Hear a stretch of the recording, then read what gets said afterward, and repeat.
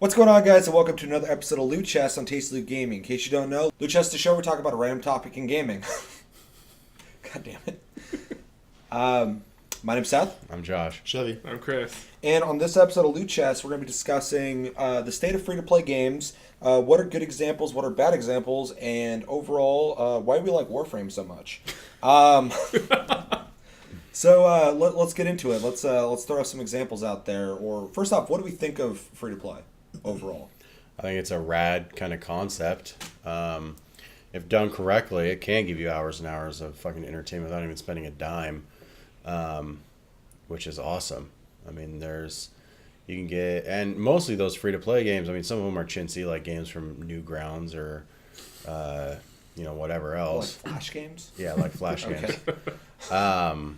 But of course, you get games like Warframe, like some of the other free-to-play games that you can just play for hours and hours and hours. I think I have like 3 or 4 days in Warframe or something like that, hours-wise. So, I mean, yeah. I think a good beginning statement, my opinion, but would be to say is free-to-play is obviously not a charity. They got to make money. So they got to get you invested in the game. And a good model of free-to-play, in my opinion, is something that allows you access to the game, most of the game, for sure, and incentivizes the idea of spending money, but in a way that doesn't alienate other players. A lot of games try and offer you a free game, give you a taste, and then try and get money from you quickly. Other games get you sucked into them and then offer you aesthetic things. Mm-hmm. So yeah, when that's nailed, it's overall a good thing, because a lot of people just look at free to play and instantly go, "Oh, it's fucking pay to win." Mm-hmm. They're just trying to get my money. Well, of course they're trying to get your money. Like I said, it's not a charity. They're not making the game for free for you to have fun with. They're making it free so it's accessible, so you will play the game. You don't have to question, do I want to go pick that up or not? But yeah, if it's done correctly, it's awesome. What do you guys think? I have the same feeling. I mean, I play a couple free-to-play games, and I've played a lot in my lifetime, and there's just only 2 or 3 that's really stuck with me. But if done right, they're amazing. Mm-hmm. I think it's a great way for companies to get a player base and have higher chances to make an income.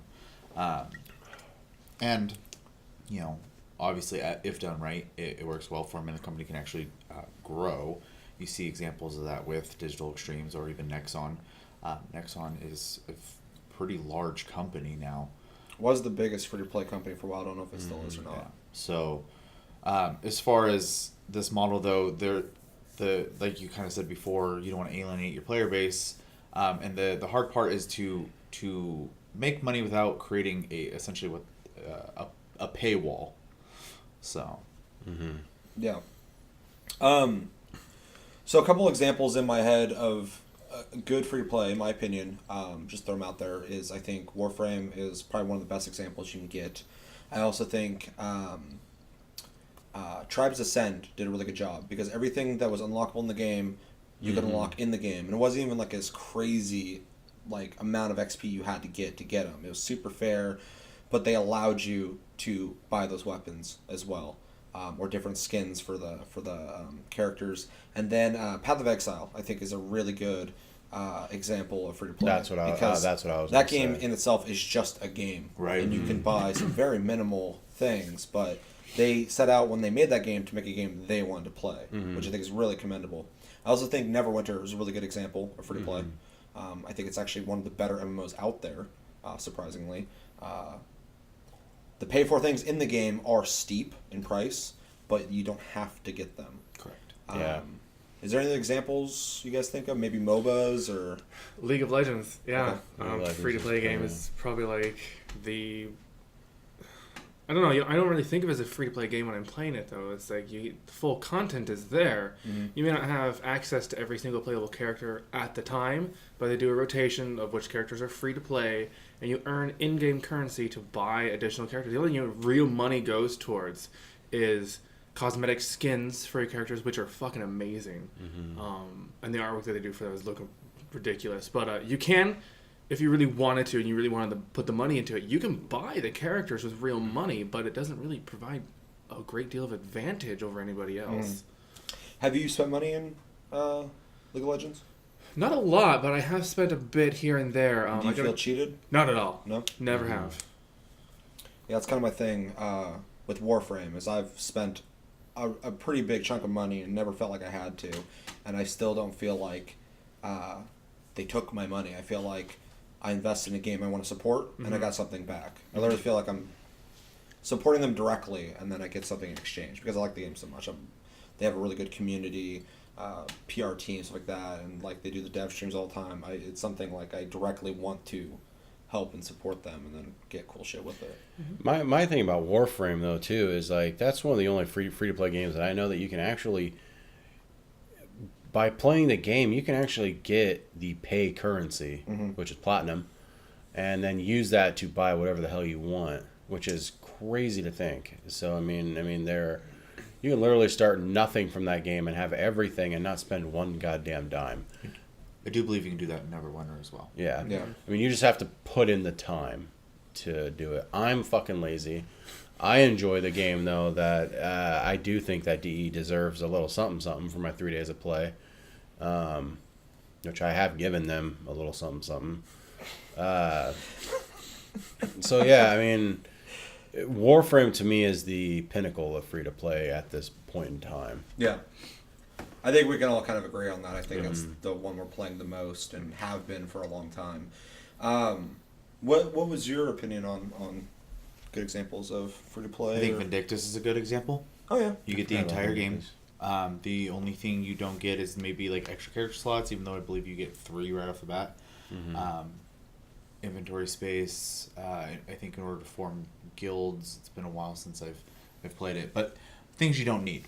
I mean, their big focus is they have an item shop for fashion, which you're going to see a lot in Blade and Soul and Black Desert as well. Yeah, I'm curious about Black Desert.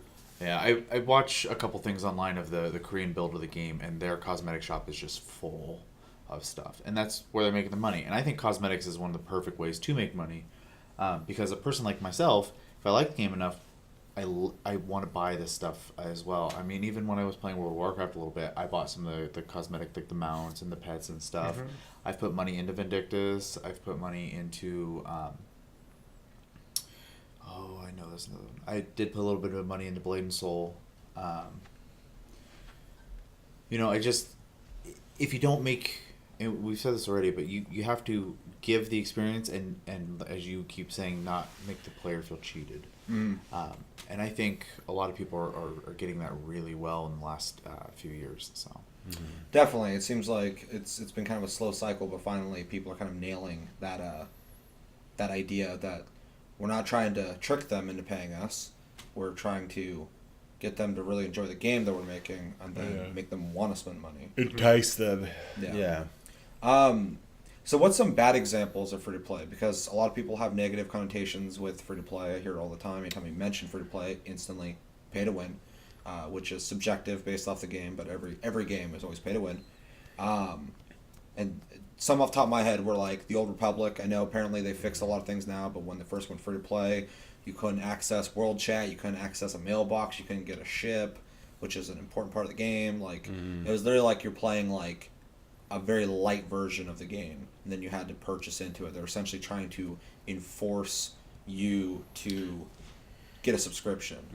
I'm going to go kind of small scale with the bad examples, and pretty much almost every stupid ass game on mobile phones. A lot of the free to play shit on that is very, very pay to win, or it's that fucking grind that's not worth it. Or trying to trick your kids into hitting that buy button. Exactly. Real shady shit like that. I think that like Clash of Clans, I think, is a bad example of fucking free to play. Any game that you have to, and then any game where you can buy more turns, like Candy Crush or something like that, I think is a very bad example of free to play. Another one is World of Tanks. That's very pay to win. Is it? Yeah. I know that. You can jump in, you get the shitty starter tank, and it takes literally hours to grind up enough money to buy something else. Or you can pay the money and you can get tanks that just start wrecking ass all up and down the field. So Which unbalances the game. And yeah, it makes it alienates so players. a level 1 guy who had a little bit of cash in his wallet, I mean, is just starting off doing better than because his equipment's better. It's not skill based or anything like that. But you have examples of the same system working though. So like PlanetSide 2 I think is a really good example of a free to play game because you can progress through the game and get all the weapons, but you can buy advanced weapons and advanced vehicles. And I think the vehicles do kind of unbalance it slightly, but not too much. Because it's such a big dynamic game that your one tank that's awesome isn't gonna really mean a whole lot. Doesn't change the field. versus Doesn't change all the a whole shitload of battle. people. Yeah. But you can buy the weapons, but the stats in the weapons don't differentiate that much. They do a really good job in like the same way Battlefield makes the first machine gun you get in the game do enough damage to kill you in a couple shots, just like the ones later. Their stats kind of minutely change. Call of Duty, it's the same for thing too. Preference, yeah. But Call of Duty's not really trying to sell you guns. Yeah, that's fair. And PlanetSide 2 does a similar system, but they do it in a fair way. Yeah. So it can be done. Just depends on how much they care about the balance of the game, how much they care about what people are getting, and what people are going to react to that.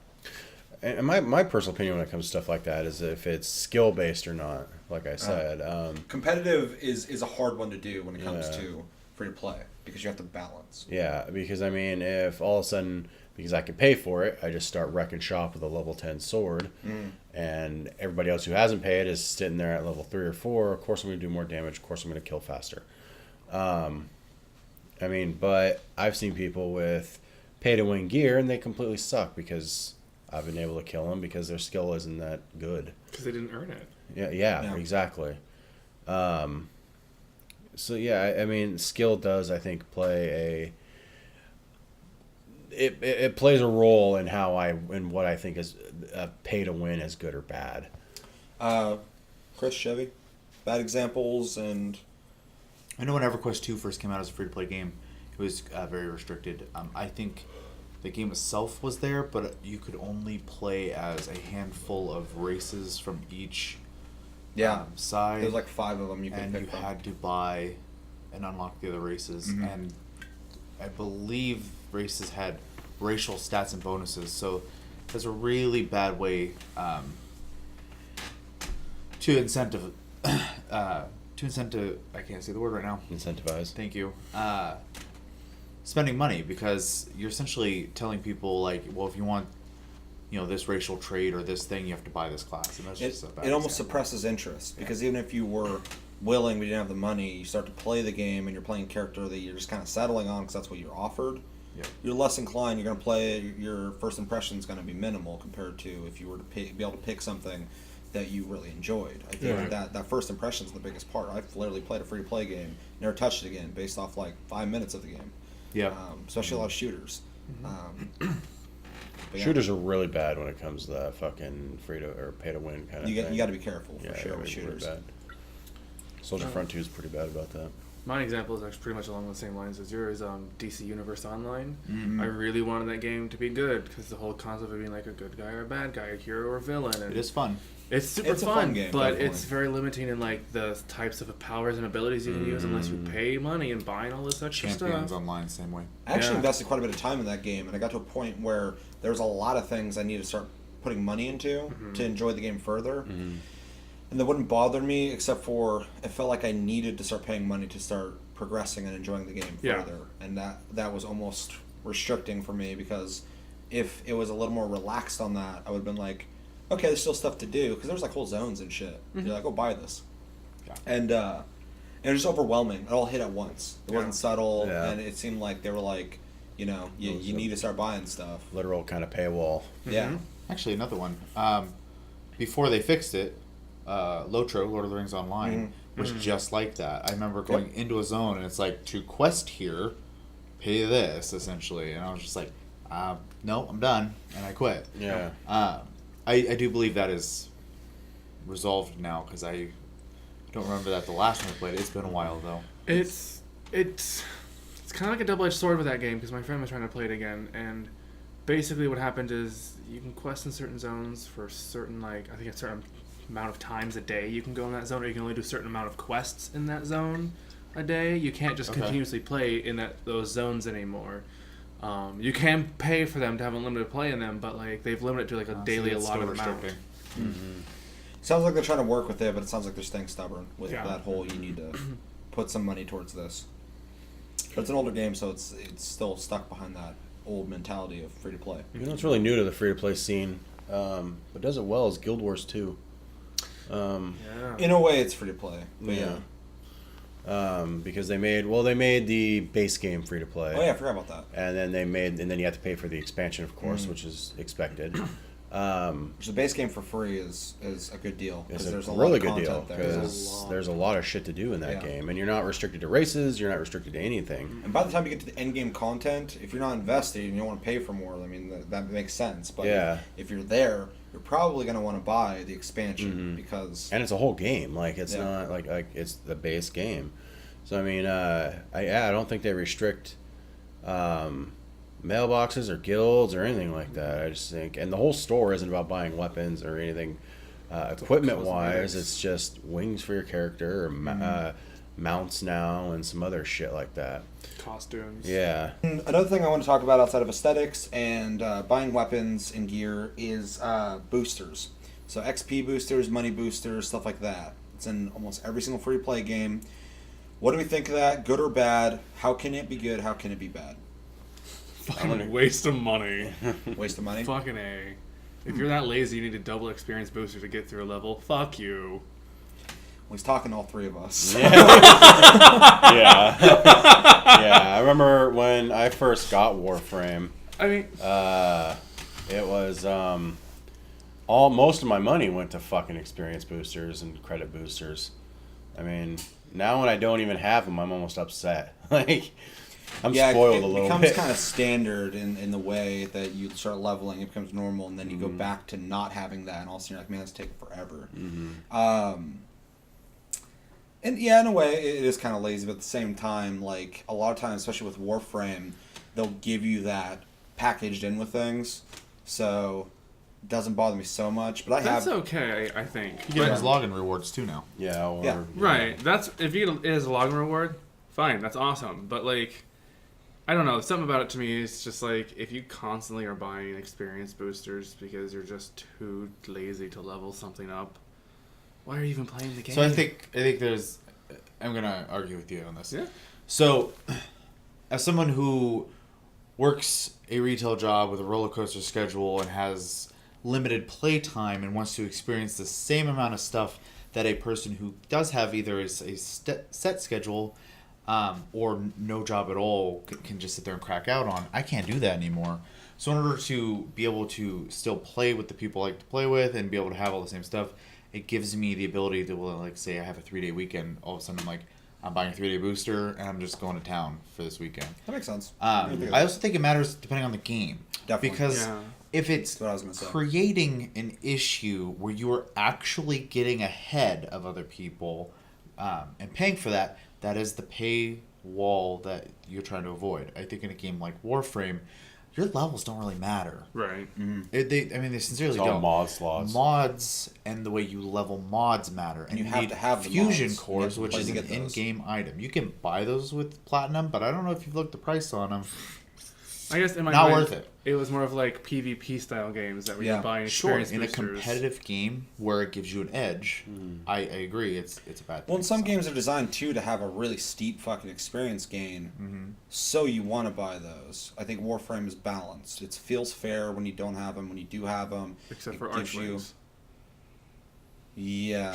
Well, yeah. I still have maxed out mine. I've had it fucking forever.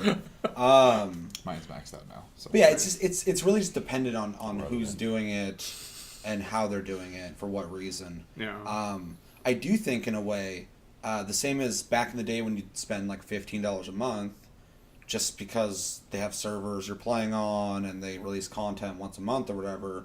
In the same vein, I don't mind giving them like a couple bucks for a booster because they're giving me something and I'm giving them something in return.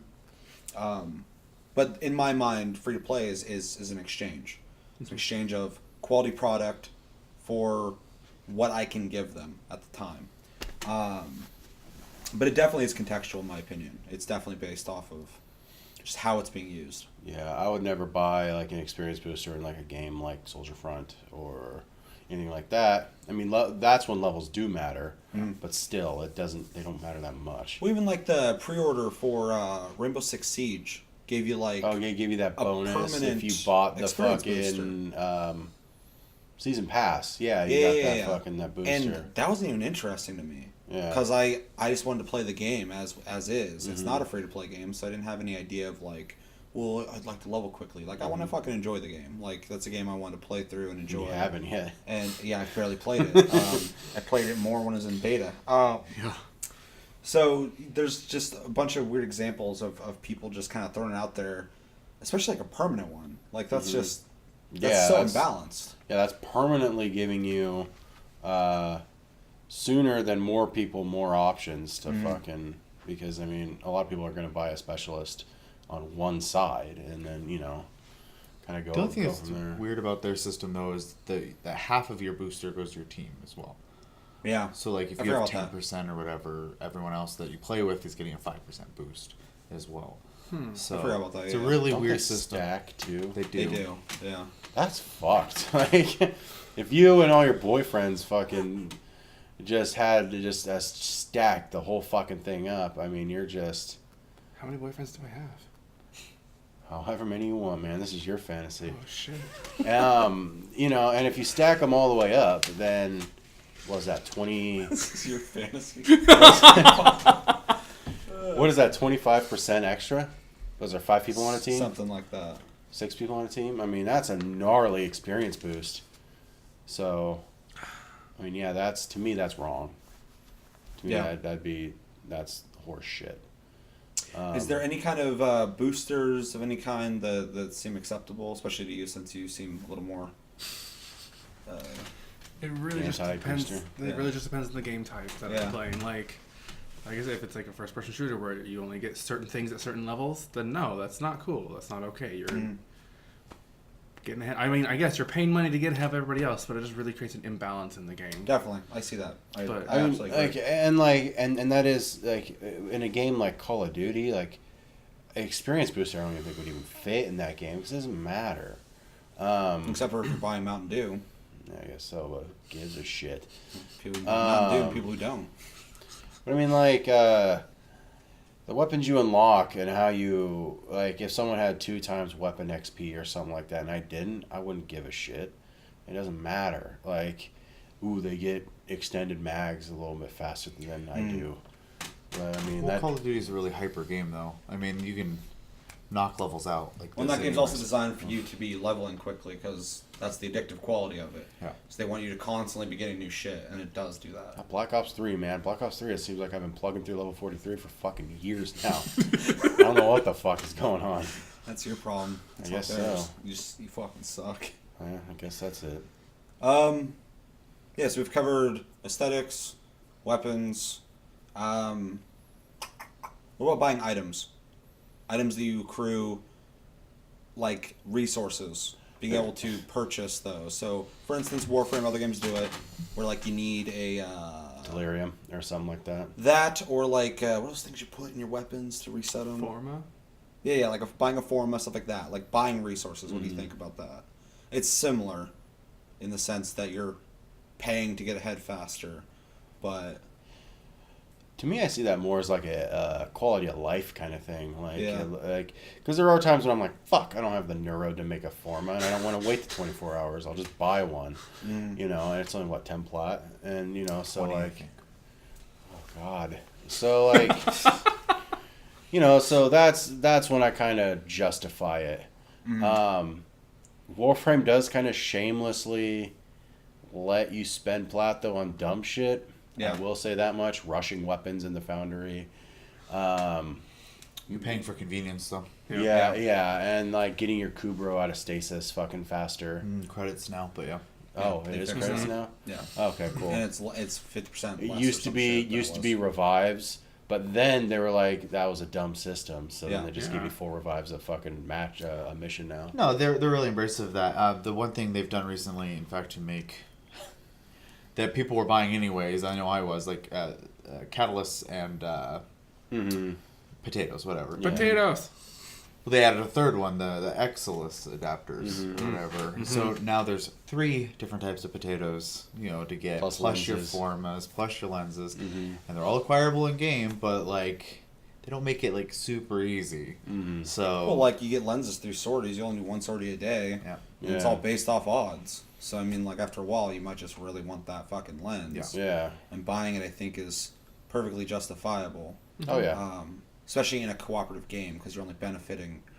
Well, you're benefiting yourself, but when your focus goes up and you get the new moves and shit, you're benefiting your team. Mm-hmm. Right. So you're investing in the game, you're investing for convenience, and you're also investing in the people you play with.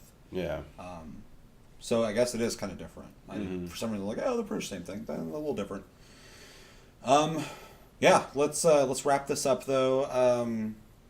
Final thoughts on free to play. Where would you like to see it go? Do you like how it is going now?